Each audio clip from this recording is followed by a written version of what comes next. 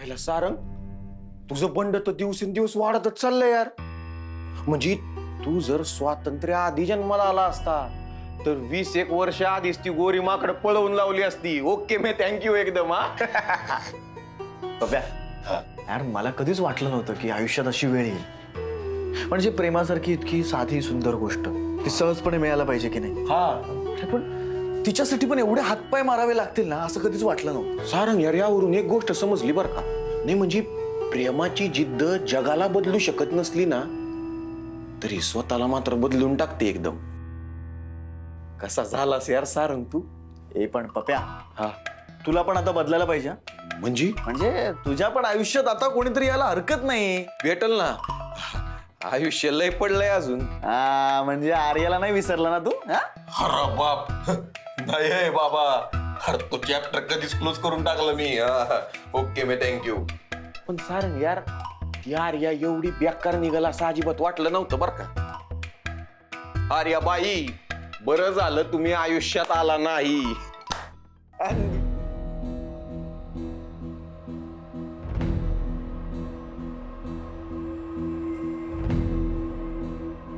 आर्या, अगं पॅक का भरतीयेस? मग काय करू? अजून किती अपमान सहन करायचा मी? किती स्वतःला त्रास करून घेऊ? संपली यार माझी ताकद. काहीच मनासारखं घडत नाहीये. हे बघ, एक दिवस ना तुम्ही सगळे त्या मुक्ताला सून म्हणून स्वीकाराल आणि मला या घराच्या बाहेर हाकलून द्याल. त्याआधीच मी गेलेलं बरं. हे बघ आर्या, असं काहीच होणार नाहीये. हे बघ, आज जे सारंग बोलला ना तिला की आजपासून आपण एकत्र राहू वगैरे, तेच. आर्या, प्लीज रडू नकोस. सारंगला तुझं प्रेम का दिसत नाहीये डोंट नो. ती मुक्ता त्याच्यावर कधीच प्रेम करू शकणार नाही. तेवढं प्रेम करतेस ग तू त्याच्यावर. पण त्या मूर्खाला कसं कळत नाही. रडू का? त्याला काही बोलू नकोस ग. यात सारंगची काहीच चूक नाही. ही सगळी करणी ना त्या मुक्ताची आहे. माझा सारंग साधा असल्याचा फायदा उचललाय तिने. अगं पण तो आता साधा नाही राहिला. त्याच्या मनात विष कालवून तिने त्याला विषारी करून टाकलंय.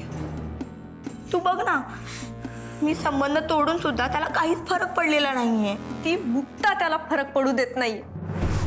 त्याच्या मनात स्वतःच्या घरच्यांविषयी ना विष कालवते ती. हे बघ, ते झालं ते झालं. तू प्लीज नेगेटिव्ह विचार नको करू. दादांवर विश्वास ठेव.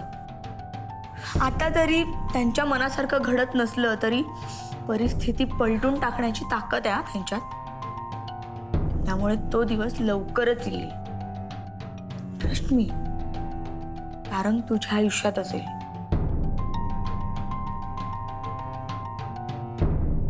अहो, ही मुक्ता सारंगच्या आयुष्यात आईमुळं आली आहे.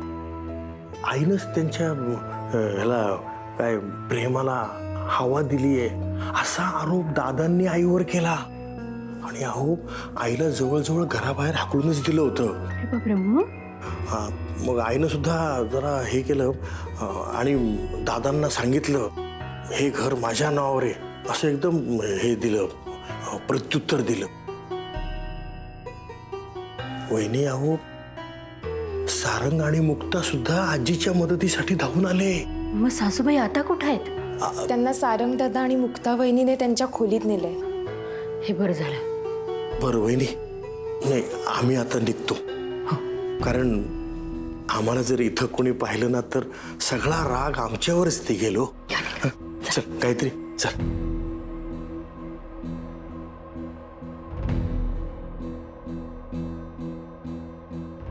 म्हाताऱ्या माणसाशी कसं वागावं हे सुद्धा कळत नाही या माणसांना.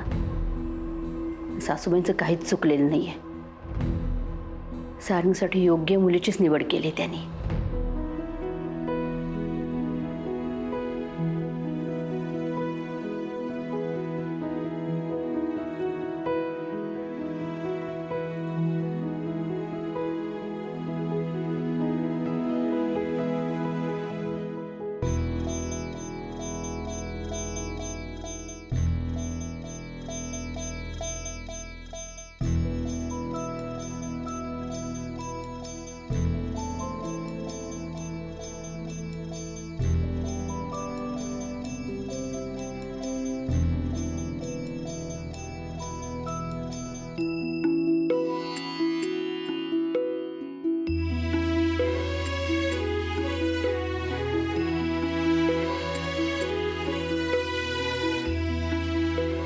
आत का आलीस?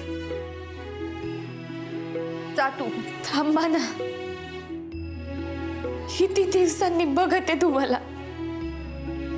डोळं भरून बघून तरी द्या. हा गृहप्रवेशाला नव्हता. या घरात जेव्हा पहिल्यांदा जेवण बनवलं तेव्हा पण तुम्ही नव्हता.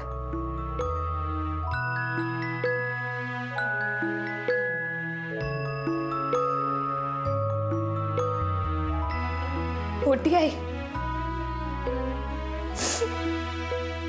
आता आम्ही एकत्र राहणार आहोत.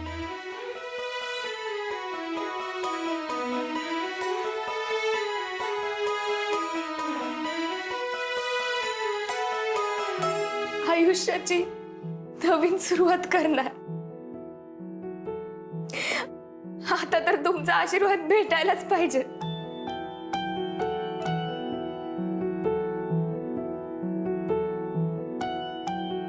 अहो, किती दिवस आता दरवाजाच्या बाहेरून आशीर्वाद घेऊ.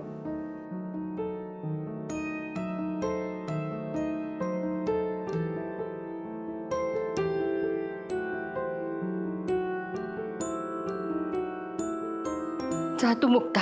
तुमच्या तोंडून मावं नाव ऐकायला लय बरं वाटत आहे.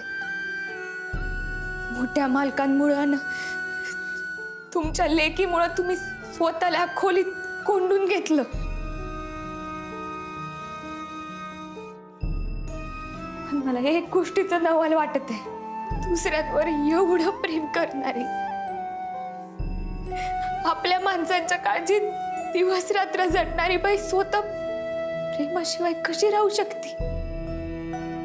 तुम्ही जेवढा धीर धरलाय त्याचं कौतुक करावं तितकं कमी आहे.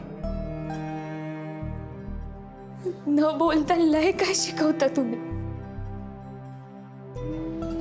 मोठी आई, मी पण तुमच्यासारखा धीर धरणार आहे. तुमच्या प्रेमाचा आशीर्वाद मिळेपर्यंत तुमची ही लेक वाट पाहिन.